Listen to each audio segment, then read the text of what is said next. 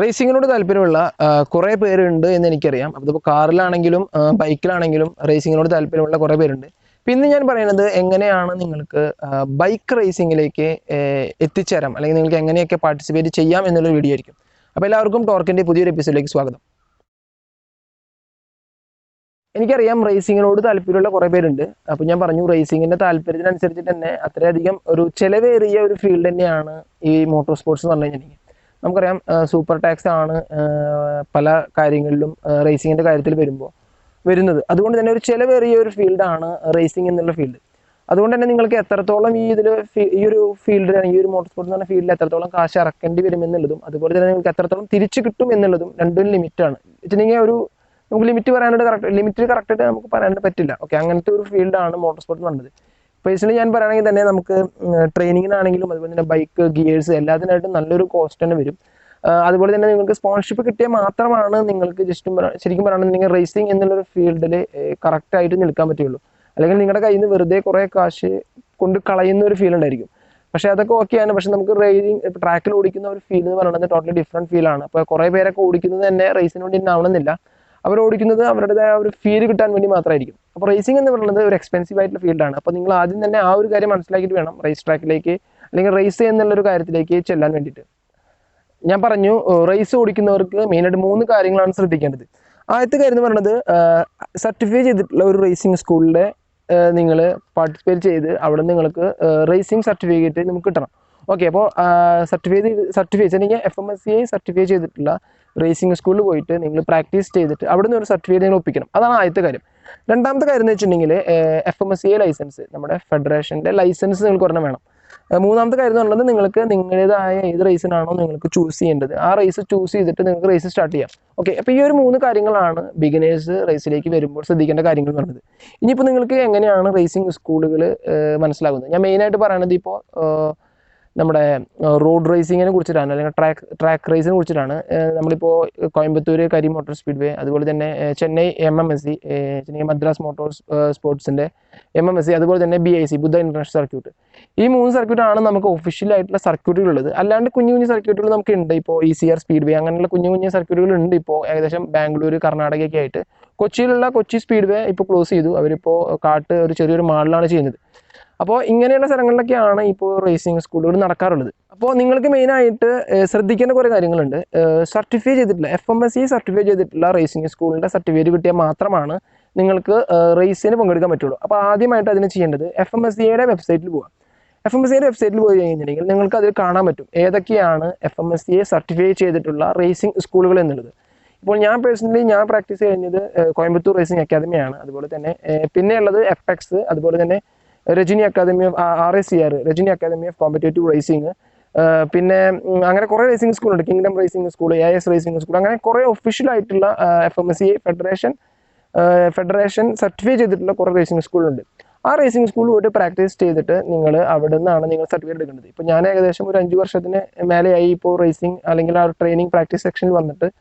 അപ്പോൾ അങ്ങനെ കുറേ സ്കൂളുകളുണ്ട്. അപ്പോൾ നന്നായിട്ട് മനസ്സിലാക്കിയിട്ട് FMSCIയുടെ വെബ്സൈറ്റിൽ പോയി ചെക്ക് ചെയ്തതിന് ശേഷം മാത്രം നിങ്ങൾ റേസിംഗ് സ്കൂളിൽ പങ്കെടുക്കുക. അടുത്ത കാര്യം എന്ന് പറയുന്നത്, നിങ്ങൾക്ക് എങ്ങനെ FMSCIയുടെ ലൈസൻസ് എടുക്കാം. FMSCIയുടെ ലൈസൻസ് എടുക്കുക എന്ന് പറയുന്നത് ഒരു സിമ്പിൾ ആയിട്ടുള്ള കാര്യമാണ്. അത് നിങ്ങൾ FMSCIയുടെ വെബ്സൈറ്റിൽ പോയി തന്നെയാണ് ആ ഒരു ലൈസൻസ് എടുക്കേണ്ടത്. ലൈസൻസ് എടുക്കാനായിട്ട് നിങ്ങൾ ചെയ്യേണ്ട കാര്യം എന്ന് വെച്ചിട്ടുണ്ടെങ്കിൽ, എക്സ്പയർ എന്ന് വെച്ചിട്ടുണ്ടെങ്കിൽ December 31, നിങ്ങൾ എന്ന് ലൈസൻസ് എടുത്താലും December 31 ആ ലൈസൻസ് റദ്ദാവും, വെച്ചിട്ടുണ്ടെങ്കിൽ എക്സ്പയർ ആവും. പിന്നെ മിനിമം ഏജ് എന്ന് പറയുന്നത് കഴിഞ്ഞ വർഷം 14 വയസ്സായിരുന്നു. ഇനി വെച്ചിട്ടുണ്ടെങ്കിൽ 2020 തൊട്ടിട്ട് 15 വയസ്സ് തൊട്ടുള്ളവർക്കാണ് ലൈസൻസ് കിട്ടിയുള്ളൂ. അപ്പോൾ 15 വയസ്സ് ആവണം FMSCI ലൈസൻസ് എടുക്കാൻ വേണ്ടിയിട്ട്. നമ്മുടെ നമ്മൾ റോഡിൽ ഓടിക്കുന്ന ലൈസൻസും ഈ ഒരു ലൈസൻസ് തമ്മിൽ യാതൊരു ബന്ധവുമില്ല, രണ്ടും രണ്ടാണ്. ഓക്കെ, അപ്പോൾ അതിന് ഒരു മിസ്റ്റേക്ക് വരരുത്, രണ്ടും 2 ലൈസൻസ് തന്നെയാണ്. അപ്പോൾ എന്തായാലും December 31, ഇപ്പം നിങ്ങൾ ലൈസൻസ് എടുക്കുകയാണെങ്കിൽ ഏറ്റവും ബെറ്റർ January 1 എടുക്കുകയാണെന്നുണ്ടെങ്കിൽ ആ ഒരു വർഷം മൊത്തം കിട്ടും. കാരണം December 31 നിങ്ങളിപ്പോൾ ഏത് ജൂണിൽ എടുത്താലും അല്ലെങ്കിൽ ഇപ്പോൾ ഒരു ഓഗസ്റ്റിൽ എടുത്താലും December 31 ഒരു വർഷത്തെ ലൈസൻസ് റദ്ദാവും. അപ്പോൾ ഓരോ വർഷം നിങ്ങൾ ലൈസൻസ് വേഗം തന്നെ എടുക്കണം. ഇതിന് ലൈസൻസ് എടുക്കുക എപ്പോഴും ബെറ്റർ. റേസ് ഇപ്പോൾ ഏകദേശം ജൂണിലാണ് സ്റ്റാർട്ട് ചെയ്യാറ്, നാഷണൽ ചാമ്പ്യൻഷിപ്പ് ട്രാക്ക് സർക്യൂട്ട് ആണെന്നുണ്ടെങ്കിൽ.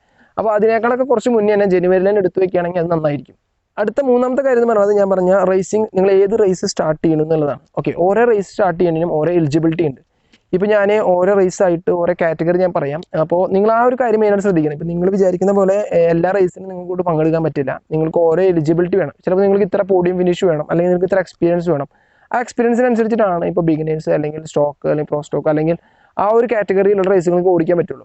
അപ്പോൾ ഞാനിപ്പോൾ റോഡ് റേസിങ്ങിൻ്റെ കാര്യം പറയുകയാണെന്നുണ്ടെങ്കിൽ നമുക്ക് 3 തരത്തിലാണ് റോഡ് റേസിംഗ് ഉള്ളത്. ഒന്ന് ഡ്രാഗ് റേസ്. നമുക്കറിയാം ഡ്രാഗ് റേസ് എന്ന് പറഞ്ഞാൽ നമുക്കറിയാം രണ്ടുപേര് നിന്ന് അപ്പുറത്തിപ്പുറത്ത് നിന്നിട്ട് ആര് ഫസ്റ്റ് ടൈമിംഗ് അടിക്കുന്നു അവർക്ക് പ്രൈസ്. അങ്ങനെ ഒരു കുറച്ച് ഓടിച്ച് അതിൽ ഏറ്റവും ടോപ്പ് ആയി വരുന്നു, അതാണ് ഡ്രാഗ് റേസ് എന്ന് പറയുന്നത്. ഓക്കെ. പിന്നെ എൻഡുറാൻസ് റേസ് എന്ന് വെച്ചിട്ടുണ്ടെങ്കിൽ നമുക്കറിയാം ഇപ്പോൾ ഒരു കുറച്ച് നാളായിട്ട് ഇപ്പോൾ MMSC അതുപോലെ തന്നെ AVT കപ്പൊക്കെ അങ്ങനെ ചെയ്തിരുന്നു എൻഡുറാൻസ് റേസ് എന്ന് പറഞ്ഞിട്ട്. നമ്മൾ കുറച്ച് ഫിസിക്കലി സ്കില്ലായിട്ടുള്ള റേസാണ് എൻഡുറാൻസ് റേസ് എന്ന് പറയുന്നത്. ടീമായിട്ടാവും റേസ് ഉണ്ടാവുക. ഒരു ടീമിൽ 2 പേരുണ്ടാവും. അങ്ങനെ ഏറ്റവും കൂടുതൽ ഡിസ്റ്റൻസ് കവർ ചെയ്യുന്ന ഒരു റേസ് ആയിരിക്കും എൻഡുറാൻസ് റേസ്. ഈ എല്ലാതും ഫിസിക്കലി സ്കിൽ വേണ്ട റേസ് തന്നെയാണ്. ഫിറ്റ്നസ്സും ഇതിൽ ഏറ്റവും വലിയ ഇമ്പോർട്ടൻ്റ് ആയിട്ടുള്ള കാര്യമാണ്. ഫിറ്റ്നസിൻ്റെ കാര്യം ഞാൻ പറയാൻ മറന്നു. ഈ റേസിങ്ങിന് നിങ്ങൾ ഇറങ്ങുന്നുണ്ടെങ്കിൽ ഏറ്റവും കാര്യം നിങ്ങൾക്ക് മെയിനായിട്ട് വേണമെന്ന് വെച്ചിട്ടുണ്ടെങ്കിൽ നിങ്ങളുടെ ഫ്ലെക്സിബിലിറ്റി, ബോഡി ഫ്ലെക്സിബിലിറ്റി, അതുപോലെ തന്നെ ഫിറ്റ്നസ് ലെവൽ തന്നെയാണ്. എത്രത്തോളം ഫിറ്റ്നസ് ലെവൽ അല്ലെങ്കിൽ എത്രത്തോളം സ്റ്റാമിന കിട്ടുന്നു അത്രത്തോളം നന്നായിട്ട് നിങ്ങൾക്ക് റേസിൽ പെർഫോമൻസ് ചെയ്യാൻ പറ്റും. അപ്പോൾ അടുത്തത് പറഞ്ഞത് എൻഡുറൻസ് റേസ് ആയിരുന്നു. പിന്നെ നമ്മൾ ട്രാക്ക് റേസിംഗ്. ഈ ഒരു 3 ടൈപ്പ് റേസിംഗ് ആണ് റോഡ് റേസിംഗിൻ്റെ കാര്യത്തിൽ പറയുമ്പോൾ നമുക്കുള്ളത്. ഓക്കെ. ഇപ്പോൾ ഡ്രാഗ് റേസിംഗ് എന്ന് പറയുന്നത് ഒന്ന് നടക്കുന്നത് ഡ്രാഗ് റേസിംഗ് മാനിയ എന്ന് പറഞ്ഞിട്ടുള്ളതാണ് ഒരു കാറ്റഗറി. പിന്നെ ഇന്ത്യൻ നാഷണൽ ഡ്രാഗ് റേസിംഗ് എന്ന് പറഞ്ഞിട്ട് നമ്മുടെ MMSC MRF കൂടി ഒരുമിച്ച് നടത്തുന്ന ഒരു റേസ്. അടുത്ത റേസ് എന്ന് പറയുന്നത് നമ്മുടെ എൻഡുറൻസ് റേസ് ആണ്. എൻഡുറൻസ് റേസ് എന്ന് പറഞ്ഞിട്ടുണ്ടെങ്കിൽ MMSC നടത്താറുണ്ട്. MMSC motorcycle endurance race എന്ന് പറഞ്ഞിട്ടൊരു റേസ് നടത്താറുണ്ട്. അതുപോലെ തന്നെ AVTയുടെ ഒരു റേസ് ഇപ്പോഴല്ല, കുറച്ച് നാൾക്ക് മുന്നേ AVTയുടെ ഒരു എൻഡുറൻസ് റേസ് നടന്നിട്ടുണ്ട്. ഇനി ട്രാക്ക് റേസിംഗിൽ കുറേ കാറ്റഗറീസ് ഉണ്ട്. മെയിനായിട്ട് നിൽക്കുന്ന മൂന്നെണ്ണം എന്ന് പറയുകയാണെന്നുണ്ടെങ്കിൽ മെയിനായിട്ട് നിൽക്കുന്ന ഒരെണ്ണം സപ്പോർട്ടിംഗ് റേസ് ആണ്. ഓക്കെ. അപ്പോൾ മെയിനായിട്ട് നിൽക്കുന്ന 2 ഞാൻ പറഞ്ഞുതരാം. ഒന്ന് JK ടയർ റേസിങ്ങും ഒന്ന് ഇന്ത്യൻ നാഷണൽ റേസിംഗ്. ഓക്കെ. അതുപോലെ തന്നെ സപ്പോർട്ടിന് വേണ്ടിയിട്ട് ഫോർമുല ജൂനിയർ റേസിംഗ് സീരീസ് എന്ന് പറഞ്ഞിട്ട് കരി മോട്ടോർ സ്പീഡ് വേയിലാണ്, ആക്ച്വലി കോയമ്പത്തൂരുള്ള കരി മോട്ടോർ സ്പീഡ് വേയിലാണ് formula junior racing support race ആണ്. കാർ റേസിന് സപ്പോർട്ട് ചെയ്യാൻ വേണ്ടിയിട്ടുള്ള ഒരു ബൈക്ക് റേസ്. ഓക്കെ. ആ ഒരു കാറ്റഗറിയാണ് ഫോർമുല ജൂനിയർ റേസിംഗ് എന്ന് പറഞ്ഞിട്ടുള്ള ആ ഒരു സീരീസ് ഉള്ളത്. അപ്പോൾ മെയിനായിട്ട് നമ്മൾ ശ്രദ്ധിക്കേണ്ടത് റേസിന് ഇറങ്ങാനായിട്ട് പ്രൊഫഷണലി ഇറങ്ങുന്നവർ എപ്പോഴും ശ്രദ്ധിക്കേണ്ടത് JK ടയർ റേസിംഗും അതുപോലെ തന്നെ ഇന്ത്യൻ നാഷണൽ റേസിംഗ് ചാമ്പ്യൻഷിപ്പാണ്. അപ്പോൾ JK ടയർ റേസിംഗിൽ 2 ഉള്ളത്. അതിലൊരെണ്ണം JK tyre racing super bike race. അത് നടക്കാൻ പോകുന്നത് ഇപ്പോൾ അടുത്ത ആഴ്ച വെച്ചിട്ടുണ്ടെങ്കിൽ ഈ ഒരു സൺഡേ ആണ്, 31 1. ഓക്കെ. അത് JK tyre super bike championship. അതാണ് ഇന്ത്യയിലത്തെ ഇപ്പോൾ നടക്കുന്ന മെയിനായിട്ട് സൂപ്പർ ബൈക്ക് ചാമ്പ്യൻഷിപ്പ് എന്ന് പറയുന്നത്. ആ സൂപ്പർ ബൈക്കാണ് 600ഉം അതുപോലെ തന്നെ 1000ഉം. പിന്നെ അതിൻ്റെ ഇടയിൽ നമ്മുടെ JK ടയറിൻ്റെ 150 സീരീസിൻ്റെ സുസുക്കി ജിക്സർ കപ്പും ഉണ്ടാവും. അതും കൂടി കമ്പൈൻ ചെയ്തിട്ടാണ് നടത്തുന്നത്. സൂപ്പർ ബൈക്ക് സീരീസിന് ഒറ്റ റേസ് മാത്രമേ ഉള്ളൂ. അത് ഒരൊറ്റ റേസ് എന്ന് പറയുന്നത് ഇപ്പോൾ ഈ അടുത്ത ആഴ്ച നടക്കാൻ പോകുന്ന റേസ് മാത്രമേ വരുള്ളൂ. സുസുക്കി കപ്പിന് ഏകദേശം ഒരു 4ഓളം അല്ലെങ്കിൽ 5ഓളം റൗണ്ട് ഉണ്ടായിരിക്കും. അടുത്ത റേസ് എന്ന് വെച്ചിട്ടുണ്ടെങ്കിൽ നമ്മുടെ ഇന്ത്യൻ നാഷണൽ റേസിംഗ് ചാമ്പ്യൻഷിപ്പാണ്. അതെന്ന് വെച്ചിട്ടുണ്ടെങ്കിൽ അതിൽ തന്നെ കുറേ കാറ്റഗറീസ് ഉണ്ട്. ഇപ്പോൾ TVSൻ്റെ ഭാഗത്താണെങ്കിലും അതുപോലെ തന്നെ ഹോണ്ടയുടെ ഭാഗത്താണെങ്കിലും യമഹയുടെ ഭാഗത്താണെങ്കിലും കുറേ കാറ്റഗറി ഉണ്ട്. സുസുക്കി ആദ്യമൊക്കെ ഓടിച്ചിരുന്നു. ഇപ്പോൾ സുസുക്കി സെപ്പറേറ്റ് ഒരു റേസ് നടത്തുന്നതുകൊണ്ട് അവരധികം ഇതിൽ പങ്കെടുക്കാറില്ല. അപ്പോൾ മെയിനായിട്ട് TVSന് പറയുകയാണെങ്കിൽ TVS ഒരു നോർമൽ റേസ് ഉണ്ട്. അതുപോലെ TVSന് വുമൻസിന് വേണ്ടി മാത്രം റേസ് ഉണ്ട്. അത് 1 മേക്ക് ചാമ്പ്യൻഷിപ്പിൽ. ഓക്കെ. 1 മേക്ക് ചാമ്പ്യൻഷിപ്പ് ഉണ്ടെങ്കിൽ സെയിം ബൈക്ക് കമ്പനി തരും. ആ കമ്പനി തരുന്ന ബൈക്ക് വെച്ച് നമ്മൾ ഓടിക്കുന്നതാണ് 1 മേക്ക് ചാമ്പ്യൻഷിപ്പ് എന്ന് വെച്ചിട്ടുണ്ടെങ്കിൽ അവരുടെ ബൈക്ക് പ്രൊവൈഡ് ചെയ്യും. എല്ലാവരുടെയും സെയിം പവർ ആയിട്ടുള്ള അല്ലെങ്കിൽ സെയിം പെർഫോമൻസോട് ഒരു ബൈക്കായിരിക്കും. അതിൽ മെൻ ഉണ്ടായിരിക്കും, അതുപോലെ തന്നെ വുമൺ ഉണ്ടായിരിക്കും. പിന്നെ ഇത് യമഹ നടത്തിയിരുന്നു. ഇപ്പോൾ യമഹയുടെ 1 മേക്കും നടത്തിയിരുന്നു. ഇപ്പോൾ യമഹ അങ്ങനെ അധികം നടത്തുന്നില്ല. ഇനിയിപ്പോൾ നാഷണൽ ചാമ്പ്യൻഷിപ്പ് എന്ന് പറയുകയാണെന്നുണ്ടെങ്കിൽ ഗേൾസിനുണ്ട്, അതുപോലെ തന്നെ സ്റ്റോക്ക് ബൈക്കുകളും പിന്നെ പ്രോ സ്റ്റോക്ക് വെച്ചിട്ടുണ്ടെങ്കിൽ കുറച്ച് ഓൾട്ടർ ചെയ്ത് ഇത്തരം കാറ്റഗറിയിൽ 165cc അതുപോലെ തന്നെ 300 to 400cc, അങ്ങനെ 250 to 300 cc അങ്ങനെയുള്ള കുറേ കാറ്റഗറിയിലാണ് ഇപ്പോൾ റേസ് നടത്തുന്നത്. ഇപ്പോൾ 300 to 400 ഒക്കെ നല്ലൊരു മത്സരം നടക്കുന്ന ഒരു കാറ്റഗറി തന്നെയാണ്. അതുപോലെ തന്നെ ഹോണ്ട, KTM അങ്ങനെയുള്ള കമ്പനികൾ നന്നായിട്ട് മത്സരിച്ച് നിൽക്കുന്ന ഒരു റേസ് തന്നെയാണ്. മെയിനായിട്ട് ഇപ്പോൾ 300 to 400 പറയുകയാണെന്നുണ്ടെങ്കിൽ KTM R220, യമഹ R3. അതുപോലെ തന്നെ ഹോണ്ട അവരുടെ 250യും ഇതിൽ ഓടിക്കുന്നുണ്ട്. ഓക്കെ. അവർ പെർഫോമൻസ് ചെയ്ത് 250 കൊണ്ട് ഇതിൽ ഓടിക്കുന്നുണ്ട്. അപ്പോൾ ഇതൊക്കെയാണ് റോഡ് റേസിങ്ങിനുള്ള അല്ലെങ്കിൽ റോഡ് റേസിങ്ങിൻ്റെ മെയിൻ ആയിട്ടുള്ള റേസിംഗ് എന്ന് പറയുന്നത്. അപ്പോൾ എല്ലാവരും ഒന്ന് ജസ്റ്റ് ഇനിയിപ്പോൾ ആർക്കെങ്കിലും ഇതിൻ്റെ കാര്യത്തിൽ ഡൗട്ട് വരികയാണെന്നുണ്ടെങ്കിൽ ഞങ്ങൾ കമൻറ്റ് ഇടാം. അപ്പോൾ ഞാൻ കറക്റ്റായിട്ട് ഇതിൻ്റെ കാര്യത്തിൽ പറഞ്ഞു തരാം. ഓക്കെ. കാരണം കുറച്ച് കൺഫ്യൂഷനാണ്. കുറച്ച് അത്രയധികം റേസുകൾ മാത്രമുണ്ട്. പല തരത്തിലുള്ള റേസുകൾ ഡിഫറെൻ്റ് ആയിട്ട് തന്നെ ഉണ്ട്. യങ് ടാലൻസിനെ കൊണ്ടുവരാൻ വേണ്ടി തന്നെയാണ് ഹോണ്ട ഇന്ത്യ ടാലൻറ്റ് കപ്പ് എന്ന് പറഞ്ഞൊരു റേസ് സീരീസ് തുടങ്ങിയത്. അത് ചെറുപ്പം ഉള്ള റൈഡേഴ്സിനാണ്. അതിനവരിപ്പോൾ യൂസ് ചെയ്യുന്നത് NSF 250R എന്ന് പറഞ്ഞിട്ടുള്ള ഹോണ്ടയുടെ Moto3 റേസ് പെക്കോട് കൂടിയിട്ടുള്ള ഒരു ബൈക്കാണ്.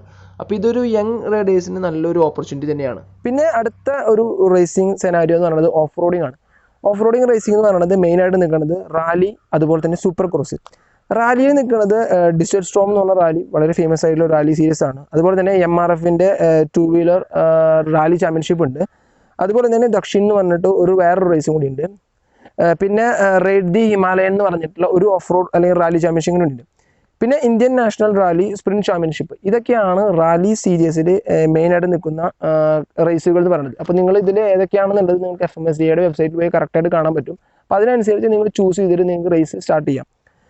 അടുത്ത റേസ് എന്ന് പറയുന്നത് നമ്മുടെ സൂപ്പർ ക്രോസ് ആണ്. സൂപ്പർ ക്രോസ് എന്ന് പറയുന്നത് മെയിനായിട്ട് ഒരെണ്ണം തന്നെ ഉള്ളൂ. MRFും അതുപോലെ തന്നെ FMSDA national super cross championship എന്ന് പറഞ്ഞിട്ടുള്ള ചാമ്പ്യൻഷിപ്പ്. ഓക്കെ, നമ്മുടെ ഇപ്പോൾ ജിന്ന ചേട്ടൻ, അതുപോലെ തന്നെ ഹരിത് നോഹയൊക്കെ ഓടിച്ചിരുന്ന, അല്ലെങ്കിൽ അരവിന്ദ് KPC, സന്തോഷം, എല്ലാവരും ഈ ഒരു വഴി തന്നെയാണ് റേസിലേക്ക് മെയിനായിട്ട് വന്നിട്ടുള്ളത്. നമ്മുടെ ഇവിടെ തന്നെ കുറേ പേര് ഓടിക്കുന്നുണ്ട്. അപ്പോൾ ഇതൊക്കെയാണ് ഇപ്പോൾ ഇന്ത്യയിലുള്ള മോട്ടോർ സൈക്കിൾസിൻ്റെ കാര്യത്തിൽ പറയുമ്പോൾ റേസിംഗ് എന്ന് പറഞ്ഞിട്ട് ഞാൻ പറഞ്ഞു 3 കാറ്റഗറിയാണ് ഉള്ളത് മെയിനായിട്ട്. 2 കാറ്റഗറിയാണ് ഉള്ളത്. ഒന്ന് റോഡ് റേസിംഗും അതുപോലെ ഓഫ് റോഡ് റേസിംഗും. അതുപോലെ റോഡ് റേസിംഗിൽ drag racing, endurance racing, track racing. Off റോഡിങ്ങിൽ റാലി, സൂപ്പർ ക്രോസ്. അപ്പോൾ ഇതൊക്കെയാണ് റേസിംഗ് ഉള്ളത്. അപ്പോൾ നിങ്ങളെല്ലാവരും നിങ്ങൾക്ക് ഏതാണ് ക്യാപ്പബിലിറ്റി ഉള്ളത്, നിങ്ങൾക്ക് ഏതൊക്കെയാണ് ഓടിക്കാൻ ഇഷ്ടമെന്നുണ്ടെങ്കിൽ അതിനനുസരിച്ചുള്ള കാര്യങ്ങൾ ചെയ്ത് ഫിറ്റ്നസ്സും അതിനൊപ്പം ഡെവലപ്പ് ചെയ്തിട്ട് റേസ് ഓടിക്കാൻ ശ്രമിക്കുക. അപ്പോൾ ഞങ്ങളുടെ വീഡിയോ കണ്ട് സപ്പോർട്ട് ചെയ്യുന്ന എല്ലാവർക്കും നന്ദി. Until then, ചാओ.